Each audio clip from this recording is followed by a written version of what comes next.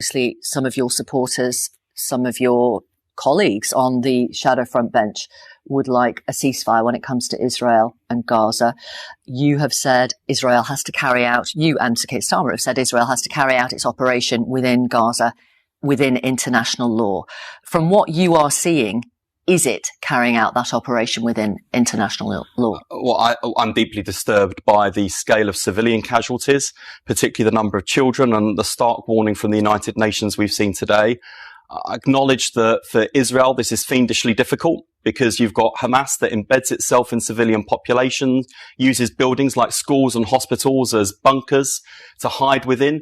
That's really difficult. Is it within international law? I would urge Israel, the Labour Party would urge Israel to remain within international law. When is it? Well, look, I think to be honest, we're going to have to see as the facts emerge and evolve. Hang on, the UN says it's breaking international law. Amnesty says it's breaking international law.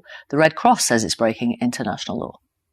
Well, and Israel needs to act within international law, but any organisations saying it's already breaking it. Accusations where Israel is accused of breaking international law need to be properly investigated.